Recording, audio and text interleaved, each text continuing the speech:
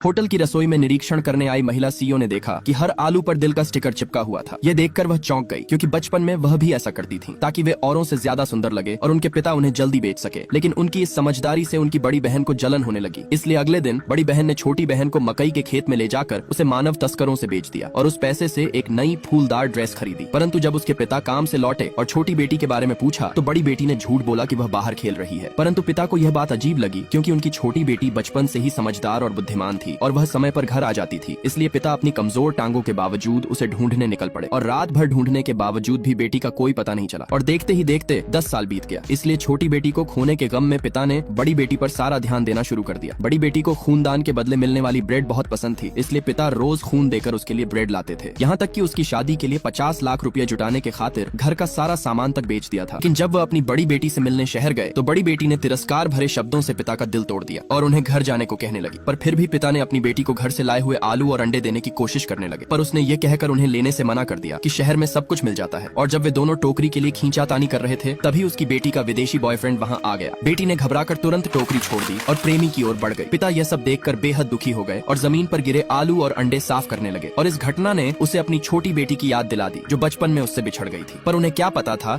कि उनकी छोटी बेटी को एक अमीर परिवार ने गोद ले लिया था और वह बड़ी होकर एक अरबपति कंपनी की सीईओ बन गई। लेकिन उसने अपने असली माता पिता को कभी नहीं भुलाया। और एक दिन जब वह अपनी होटल का निरीक्षण कर रही थी तो उसने आलू देखे जिन पर गांव के विशेष स्टिकर लगे थे। इसलिए उसने तुरंत मैनेजर से पूछा कि ये आलू कहां से आए हैं। मैनेजर ने बताया कि ये एक बुजुर्ग व्यक्ति ने दिए थे जो अभी कुछ दूर ही गए होंगे। यह सुनकर वह तुरंत बाहर भागी, किंतु उसी समय बड़ी बेटी अपने बॉयफ्रेंड और उसके परिवार के साथ शादी की बातें कर रही थी। और पिता ने जब बेटी की आवाज सुनी तो वे उस कमरे में चले गए, परंतु बड़ी बेटी उन्हें देखकर घबरा गई। और पिता ने पूछा, बेटी क्या ये वही विदेशी लड़का है जिसके बारे में तुमने बताया था? ये सुनकर बेटी और भी डर गई, इसलिए उसने पास रखी शराब की बोतल उठाई और पिता पर फेंक दी। इससे पहले कि पिता कुछ समझ पाते, लड़के की माँ ने ताना मारते हुए कहा, तुम्हारा देश वाकई कितना पिछड़ा हुआ है, जहाँ एक भिखारी भी 5 स्टार होटल में घुस जाते हैं। इसलिए बेटी ने तुरंत होटल के मैनेजर को बुलाया और पिता को होटल से बाहर निकालने को कहा। यह सुनकर उसके प्रेमी ने गुस्से में पिता को धक्का देकर कहा, इसे यहाँ से तुरंत बाहर निकालो, क्योंकि इसने मेरी मंगेतर को डरा दिया है। अगर ऐसा दोबारा हुआ तो मैं होटल के खिलाफ कंप्लेन करूंगा। इसलिए पिता को मजबूरन वहाँ से बाहर जाना पड़ा और इस घटना ने पिता का दिल तोड़ दिया, क्योंकि जिस बेटी के लिए पिता ने अपना सब कुछ बेच दिया, आज वही बेटी अपने पिता को पहचानने से इनकार कर रही थी।